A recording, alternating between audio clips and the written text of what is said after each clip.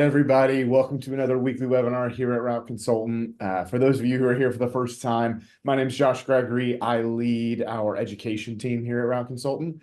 I've kind of done a bunch of things here over the past few years, but all that should mean for you is if you're on here now meeting me for the first time is that I work with both of our buyers as they're trying to get into the space for the first time to really help you understand what this whole FedEx industry is, and also with current contractors to help you understand how to be more effective in the business you're running today, how to optimize your operations and run a more profitable organization and handle all of the many hurdles that come with running one of these types of operations.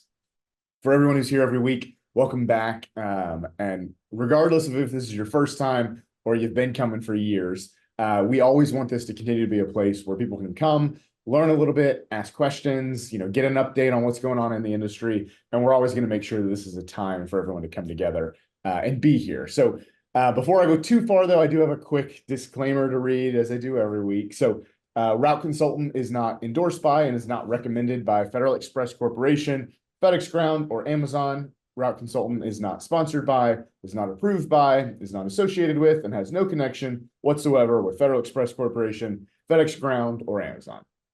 Now, all that to say, we do want this to continue, like I said, to be an informative place. So as we're talking today, if you have questions that come up, feel free to go ahead and type those in if you want us to answer it. We will have an open Q&A at the end of our content today that we'll make sure to get to. Just make sure that if you do have those questions, put it in the Q&A button at the bottom of the window. If you put it in the chat or if you put it in, if you raise your hand, I'll probably still try to answer your question. But if you really want us to answer it, make sure you put it in the Q&A.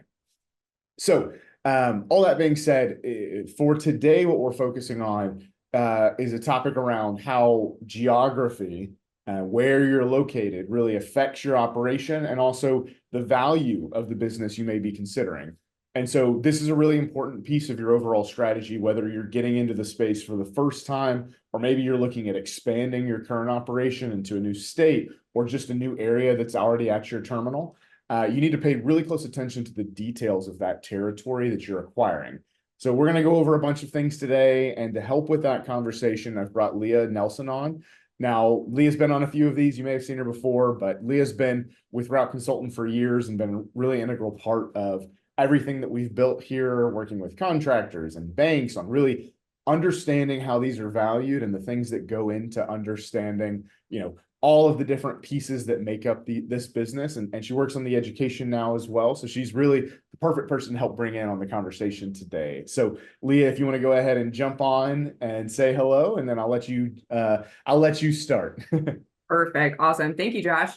Like Josh said, I'm also on the education team, work with a lot of financial aspects of the FedEx businesses, valuations, all those things. So that's kind of my area of expertise. But today we're going to be talking about geography and how that impacts your valuation. And when you're looking at a business, what kind of geographical factors you should consider when looking at each different business. So there are a couple different facets to the geography to consider when you're buying a FedEx route. There's really kind of two pieces to it.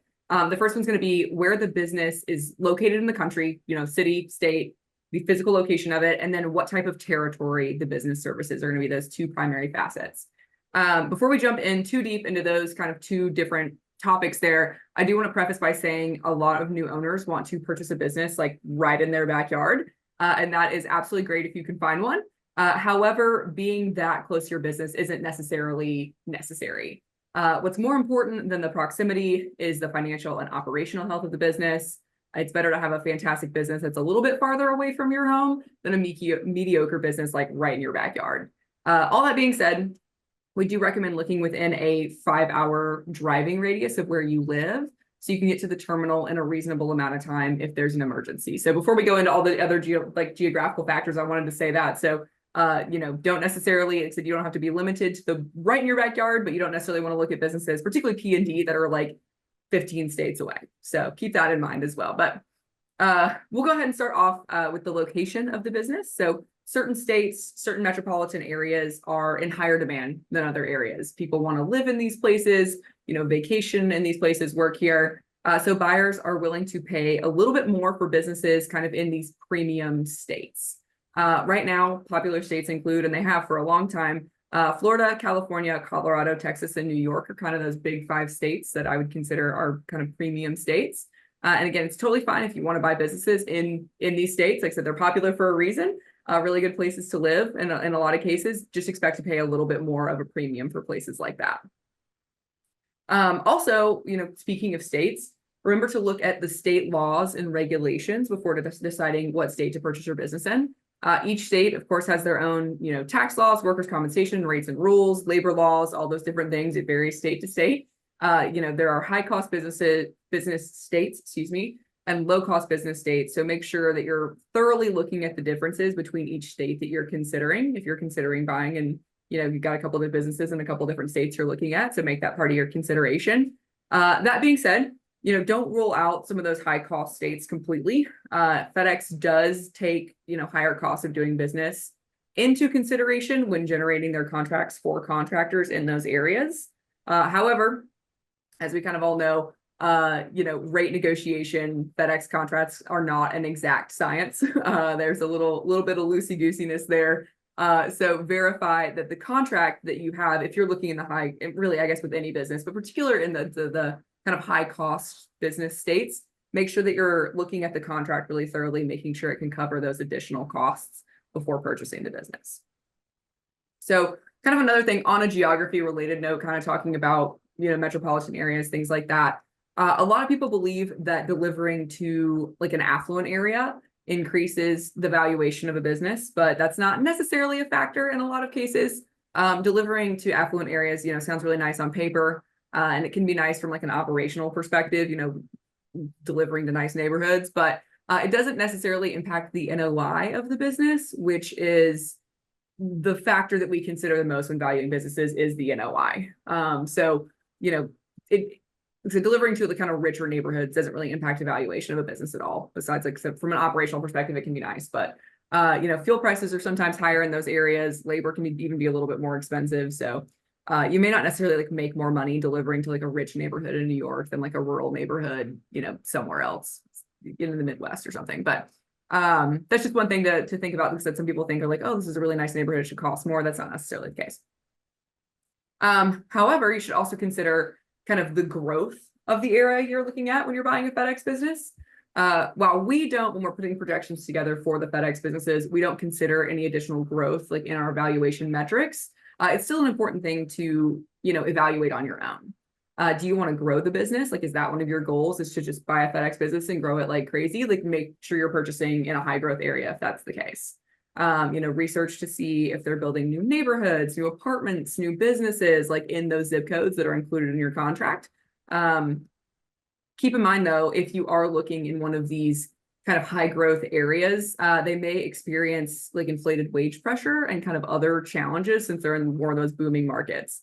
However, if you'd rather remain steady year over year, if you want to buy a FedEx business and you don't necessarily want to grow it like crazy, look at businesses in slower growth areas. Still look up the same thing, still look up if there's new neighborhoods or apartments. And if there's not, then maybe that's an area you want to purchase in if your goal is just to kind of remain steady over the couple of years. So consider your own goals when looking at that.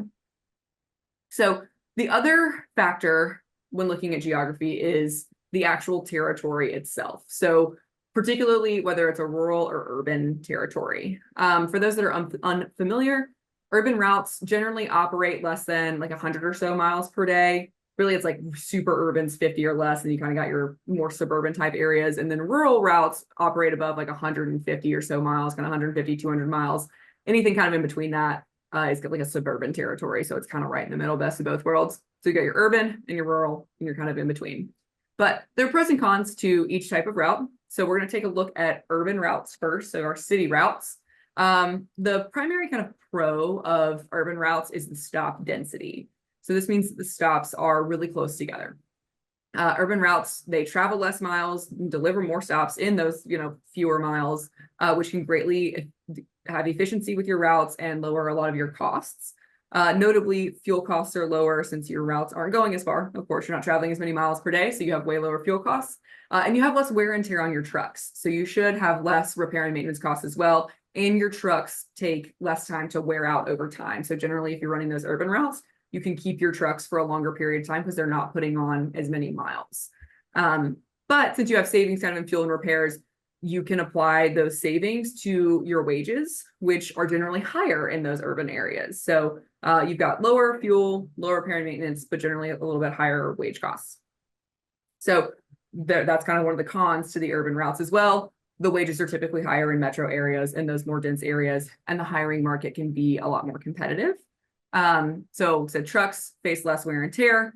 Your employees do face more wear and tear physically on their themselves. So kind of with that high stop density, drivers are getting in and out of their trucks all day long, really constantly. They're lifting boxes constantly, particularly more so than rural routes. A lot of movement, a lot of, like I said, wear and tear on the body. So you have to consider that you get a little bit more burnout with your urban employees than your rural employees most of the time, because it is so physically demanding. You also have to consider kind of delivery challenges that you may face in cities that you don't necessarily face in urban areas. Traffic can be way more intense. You have to consider that with your deliveries. There are apartment buildings. Some of them have, codes, gated communities, things like that. A little bit more time spent on those kind of delivery challenges. Parking tickets, even, those are, you've got more of those in the city. So that's kind of some of the cons of looking at those urban routes. So moving on to rural routes, they kind of have the opposite pros and cons, I would say. So starting with pros, rural drivers, they do tend to experience a little less burnout than your urban drivers. They spend a lot more time just driving, which is great. They do a little bit less, hopping in and hopping out, and they're just driving longer distances, which is a little easier, of course, on the body. Drivers are generally easier to find since the markets are a little less competitive kind of in those rural areas, and wages are a little bit lower as well because the markets are less competitive. You got less traffic, your chances of accidents are lower because you don't have as much traffic. And if you're looking kind of hopping back to that kind of high growth thing, rural businesses can actually be a really great place to look for high growth opportunities. It kind of seems a little counterintuitive. Normally you think of urban areas as like the high growth areas, but with kind of those rural areas, they don't have as many brick and mortar stores and things like that. And with online shopping becoming more and more popular, they don't have as many places to go to necessarily in some rural areas. So they turn to online shopping instead. So you can see a lot of that really high growth in rural areas. There's also space to expand. When you've a lot of dense cities, they don't really have a lot of space to grow. So you have to have space to do that. Many people are moving from kind of urban areas with high cost of living to rural areas with low cost of living. So you got space and just a lot of growth. So consider that. Except if you want a high growth area, consider looking at rural routes as well.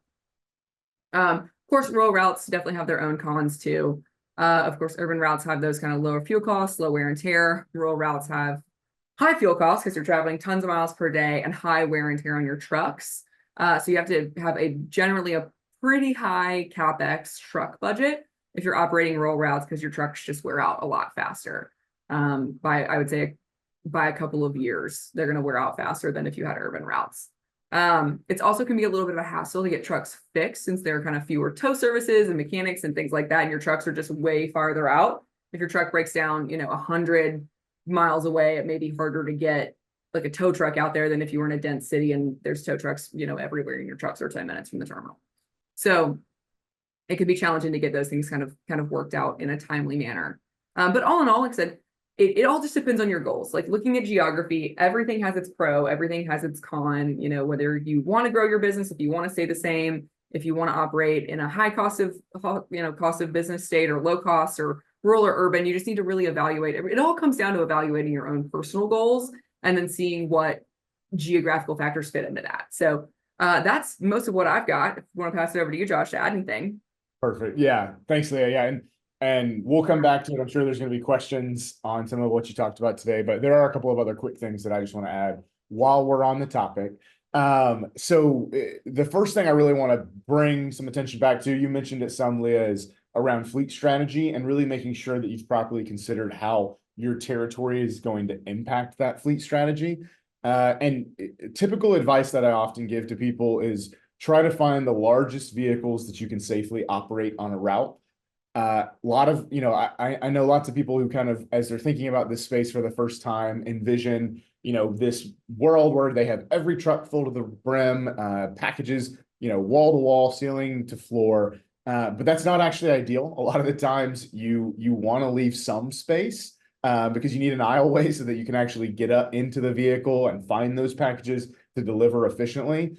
And so if you can have vehicles with extra capacity, not only does that make those days easier. But as your business grows, you don't have to add vehicles, and it also gives you extra capacity during peak season.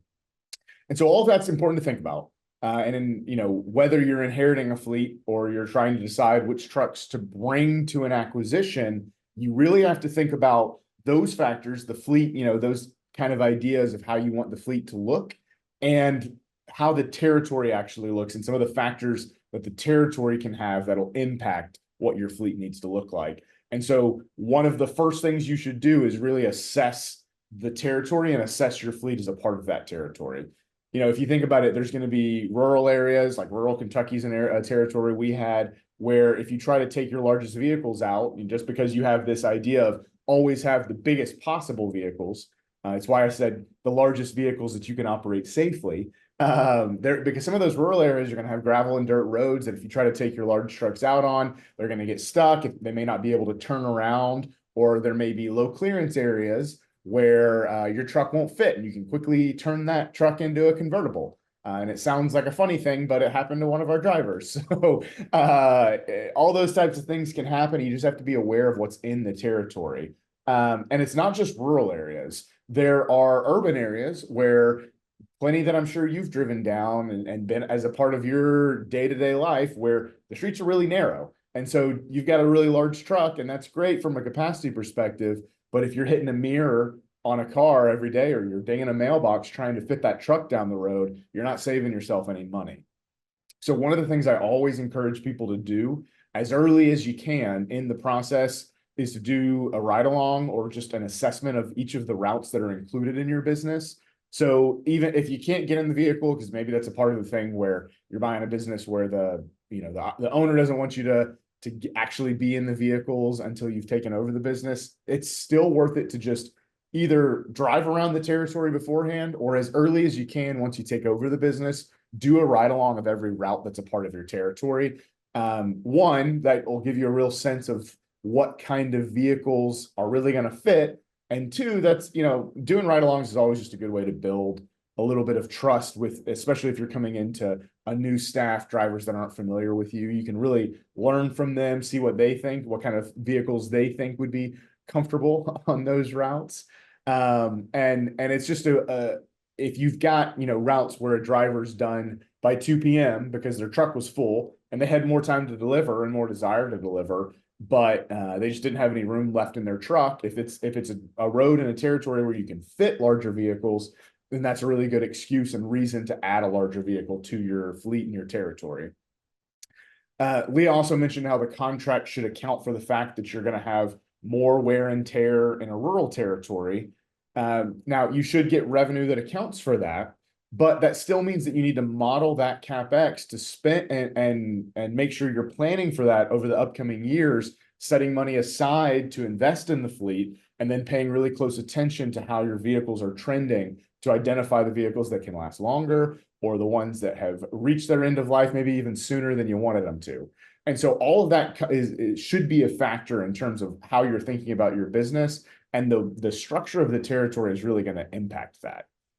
Also, spare vehicles become more important the higher mileage your territory is. If your vehicles are consistently 100 miles away from the terminal, it's a lot harder to deal with a breakdown. And so you might need to have more spares or a better strategy around that than if you've got a really dense territory where they're right next to the terminal. So your spare strategy and the types of vehicles you use are really going to be important considerations when you're evaluating a business and looking at the geography and the factors in that territory. And then just a last thing to think about here is really the climate and the weather of the area that you're operating in. If you're in northern territories where you're going to be dealing with snow every year, you need to have the right equipment so that those vehicles can operate when you need them to.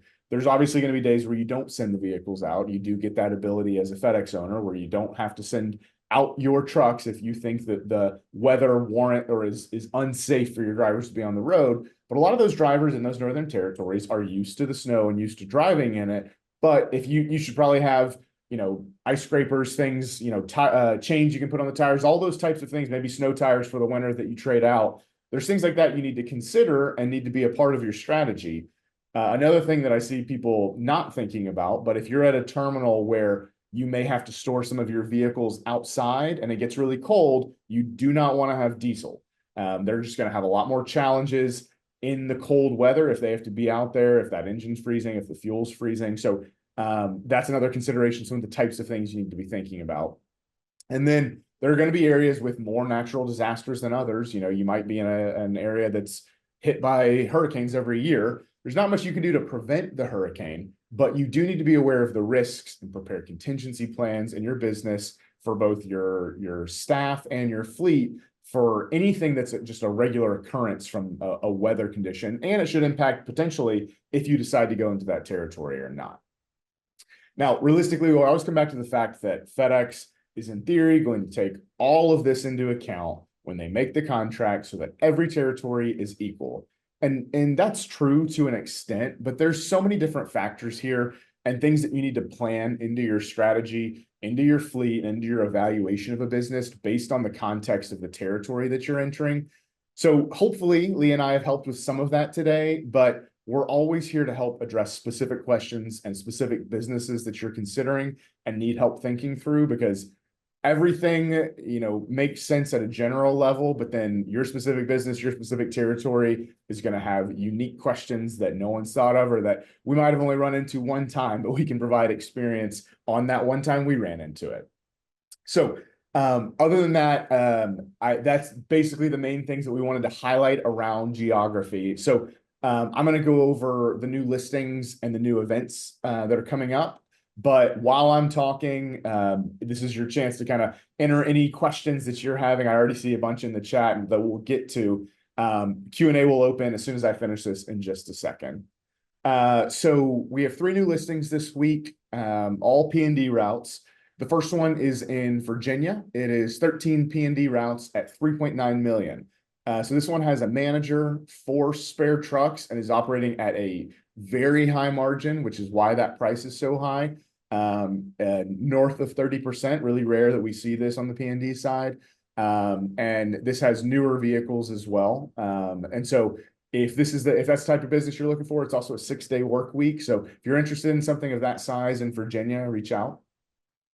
The next one we have is out of Tennessee, Eastern Tennessee. This is 20 routes at 2.15 million. This one has 2 managers, also a really high margin business, 19 spare trucks. So if you're looking for a business with plenty of trucks, then this one's got you covered. It also has, like I said, the 2 full-time managers that are on staff to help with everything that you might need. And potentially this is one that you could operate remotely as well. Obviously, ideally still within that 5 hours, like Leah mentioned, but this one has a lot of opportunity because of the way it's been set up. Last one is out of Central Georgia. This is 13 routes at 850,000. There's a manager, newer vehicles as well, and some assumable truck debt. And also it's only a 6-day work week too. So if you're looking in either Virginia, Tennessee, or Georgia, we got new ones for you. And so reach out to your team. We can give, or our team, and we can give you all the details, all the financials, and help you decide if that's the right fit for you. A couple of events that I want to highlight quickly before we get to the Q&A. First is, if you're still on the fence, if you're still trying to decide if this is the right industry for you, we have new investor summits that we host. And basically that's a combination of a digital course that's really designed as, let's teach you as much as we can about the space in a short amount of time to really help you decide if this is the right space for you or not. And so you can sign up. That digital course is available at any time, but with that digital course also includes a workshop that we have in our offices in Nashville that we host throughout the year. And the next one is on May 24th. So if you're trying to decide, that's the digital summit is a way for you to learn everything and then come in person and have us answer any lingering questions that you have and really dig into your specific background and your specific concerns to find the right business for you. Or the other thing is that summit might be a way for you to decide that this is not the right business for you. And then that's perfectly fine as well. It's always our belief that, you know, if we can save you time and money and you decide it's the wrong industry for you and you've come to one of those summits, we think that's still a great use of your time, because it's better to find out now than a few years from now. We also have our happy hours throughout the year, and our next one is next week on April 23rd in Orlando, Florida. So if that's your neck of the woods, we'll be out there. It's completely free to attend. I just ask you go register so that we just know how many people there are. But it will, free food, free drinks, and networking with everybody in the area and our team. Also, last and most importantly, from an event perspective, is that we are rapidly approaching the expo, the giant contractor expo that we host every year. It's the first week of August, and it is free to attend. It's in Dallas, Texas. The main thing is that there is a limit on the rooms, the number of rooms that we have at a discounted rate. So if you're interested in attending, it's important to go ahead and reserve that hotel room. But that is our giant event that we host every year where, food, drinks all day and networking all day. But more importantly, there's content and vendors, hundreds of vendors that we'll have on the floor there for you to learn from, meet, and also hear what's going on in the industry and what you should be paying attention to and what's on the horizon. So if like I said, if you haven't already registered, it's still free and you can go ahead and do that right now. Okay. So those are all the events and listings. So I'm going to go ahead and jump into the questions. So I think the first one that I saw come in is it's kind of talking a lot about what we already talked about today, Leah, but Richard is asking if we will do independent valuations of a business and go in, and even if it's not one of our listings, we'll do those. So if you have questions on that, reach out to our team, Richard, info@routeconsultant.com. Just kind of put in that you're trying to get an independent valuation. We do those all the time. We actually call them operation improvement plans because we show what the value of the business is that you're looking at, but we also will go in and help you think through how to improve that business. We want you to know what it's worth now so that you pay the right price, but also help you think through what are the changes and the things that you may want to improve in the future as you take over the business to really continue to make it profitable. This one's for you, Leah. So David, he might not have missed you. He might have missed you at the very beginning talking about it, but you mentioned that there's some states that are high cost states. So what makes a state high cost? Yeah, so I think there's kind of maybe two ways to look at this. So from a FedEx valuation perspective, what makes those more valuable is those kind of like high demand states. So Texas, Florida, California, New York, Colorado are going to be the ones. Like if you're buying a FedEx business, those are going to be more expensive. As far as like high cost to do business states, I would say a lot of those are pretty similar actually, but it's going to be a few other states. California, New York, I know a lot of states in like the Northeast are a little bit more expensive. And I know too, I mean, just if you have a specific one that you're looking at that you're like, is this a high cost state or not? You can just Google it and say, hey, what are the highest costs of, states that are the highest cost to do business? Wow, got mixed up there. But and it'll show you kind of a list of like, hey, here are the most expensive states to do business. Here are the cheapest states to do business. But instead, as far as valuations go, we got kind of those 5 popular states and then the other ones that are higher cost to do business in. Yeah, it's basically, you could just think about it. Any of the states that you have in your head that you're thinking that there's high regulations, high taxes in those specific states, if you're operating in that state, there's just going to be a little bit more expense to own a business. There's the states that are less friendly towards business operators. And the other part of it, yeah, it's just, there's some parts of states that are more expensive than others. So one of the things we often would like to do is maybe you go to a high cost state because you know that FedEx is going to create a contract to compensate for that high cost state, but you try to find a low cost area in the high cost state where you can try to maybe find some lower wages than the average for the whole state, but still take advantage of FedEx potentially giving you a more lucrative contract to offset the expenses to operate there. All right. So this is a big question that I will answer in, I'll probably gloss over a lot of it, but I'll try to answer it in as much detail as I can here. So it's from an anonymous attendees. What does the day-to-day look like for a route owner? And so this could go a lot of different ways. It's also, they're kind of asking what's the requirement on a day-to-day basis for a route owner. So there are all different kinds of route owners in this space, and we'll say P&D versus line haul, but I'll start with P&D because that's where you'll see the most variety. There are contractors that will be in the terminal every day. Maybe they drive every day still. I find most of those are kind of they've been around for a long time, and maybe they started as a driver, so it's almost impossible for them to separate themselves from the in the weeds operations of the business. It is certainly not a requirement to be at the terminal every single day.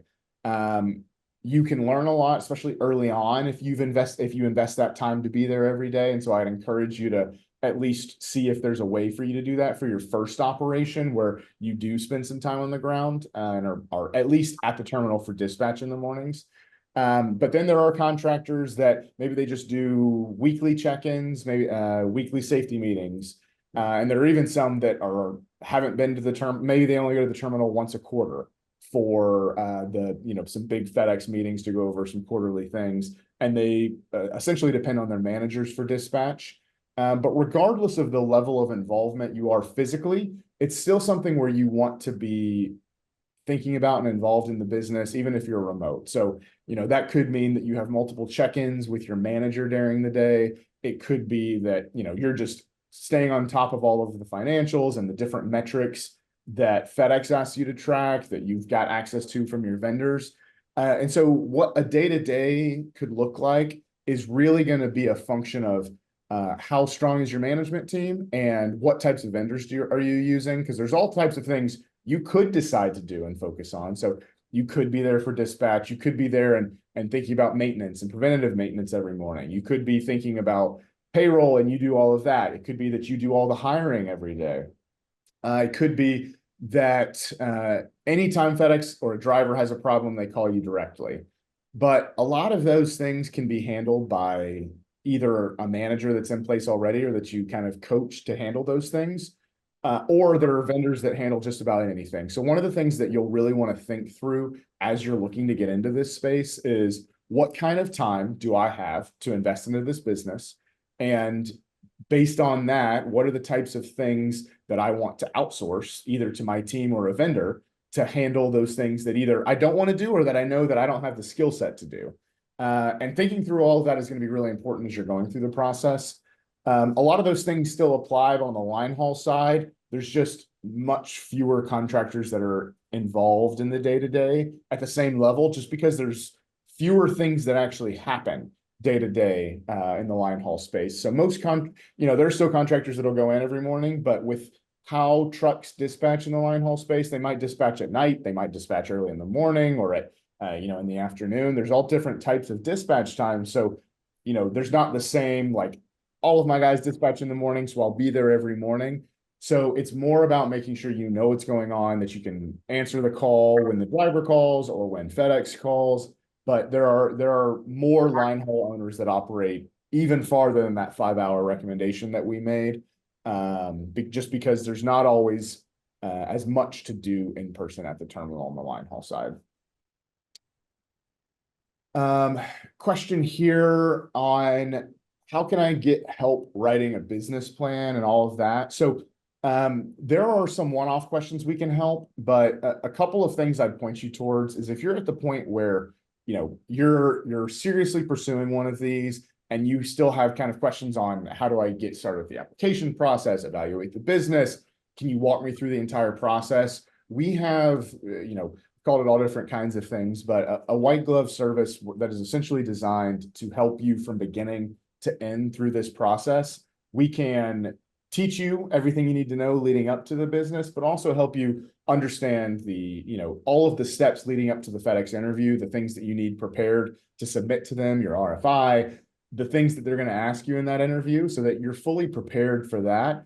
And then every step after that. So all of the vendors that you need, all of the steps that you need to put in place to make sure you're ready to go on day one. So if you are looking for that type of service, you can reach out to our team. Like I said, info@routeconsultant.com. We can give you all the details on that. I see a question from Richard. Is the home office summit the same course that is on the day before the first day of the expo? So yes. So I think it's the Friday before the expo, we're hosting one of those workshops for the new investor summit. So the way that all of these new investor summits work is if you buy the digital course, you have access to any of our summit workshops in person. So the next summit workshop is May 24th. We actually are having one the day before the expo. So that's probably going to be one of the easiest ways to attend is if you're already going to the expo the day before, you can come out. We'll do that new investor summit the day before. and then you can be there for the expo all weekend. So yes, that is the same, but if you're interested in the summit, you can go ahead and sign up for the digital portion right now, get access to all that content so that you have all of that and just know and plan to be there for the day before the expo. Now I see a question here and happy to help, but probably need a little more detail of just asking if we're going to discuss Amazon DSP as well. So we do have, if we've got a free one-on-one on our site, if you're looking for that. We will be talking about Amazon DSPs at the expo. And depending on where your questions are, there's all kinds of things we can help with. If you're already going through that process, we have a similar type of consulting product to help you through the Amazon DSP product or application process as well. But there's more to come there, but specific questions, yes, we've got content already and we will talk about it at the expo. Okay, I think that's all the questions I'm seeing. I see a last one here. I'll give what context I can on how the express merge is affecting contractors. So this is something that's been going on for, I think we're approaching, a year and a half now, if not 2 years, that this conversation has been announced and been happening where the express merger of FedEx Express, which was an internal business arm of FedEx, and FedEx Ground, which was the contractor network that we talk about, are being merged. Now, for the vast majority of cases, ground contractors are inheriting the express volume and that's been happening for months now, where ground contractors have had express added to their existing volume and are running that now. And so that's what we would expect in almost every case. Other than that, FedEx could make changes at any time, but really that's what we're seeing. If you think about what the express network looks like, it was really designed for those small packages that needed to be delivered quickly. And so a lot of those trucks are smaller and can't handle, and drivers that aren't used to handling the size of package and the volume of packages that we see on the ground network. So it would be really difficult in in the vast majority of territories for FedEx Express to even be able to deliver the FedEx Ground volume. So for the most part, what we're seeing is that Express volume's been added in and it'll continue to be added in a large number of terminals across the country. And with that Express volume being added in, there are different requirements. There are some packages that have to be delivered at a certain time in the day, and there are different KPIs that FedEx tracks on the Express packages. So it's really just going to depend on a few factors in terms of things like how close are you to the airport and what level of volume are you getting in terms of how that Express volume will look like in your territory. But if it's not already in your territory, if you're looking and evaluating a business, you can always ask the terminal managers and see if they have any insights of the timeline for your terminal, but sometimes they don't even know. So we're kind of, a lot of this is just, we know it's happening. The timeline of it is staggered and won't happen everywhere at the same time. It's been happening for about a year now, where it's been fully rolled out in a lot of terminals, and they tested it even as early as, I think, November of 2022. So it's been going for a while now, and FedEx is slowly running it out and building it, and it's not going to be done immediately either. It's going to take a while. And then a last question here I'm saying is, if you can't make the expo, can they attend virtually? So typically, no, there usually won't be live sessions that you can see, but we will usually, in the week or so after expo, we'll post some of the content virtually, but really, it is free to attend. So if at all possible, we always encourage people to come, and some of it will be available and some of it we will make available afterwards. If you're worried about trying to come to the new investor summit, we have those at, a bunch of different times throughout the year if you're trying to make that. But the expo, yeah, not all of it, but some of it will be made available virtually after the event. Okay, I think that's actually everything this time. So again, Leah, thank you so much for being here and providing your knowledge and expertise. Thank you. Perfect. And then for everybody else who's here, it was great to have you, and hopefully we will see all of you next week. And other than that, Hopefully I'll see you all in person, either at one of our summits or at the expo or a happy hour, because as much as I like talking to just Leah and talking to the webinar and seeing y'all's questions, I always love getting to actually meet people and actually put a face to a name. So hopefully we will see some of y'all at our upcoming events. Other than that, again, thanks everybody for being here, and we will see you next week.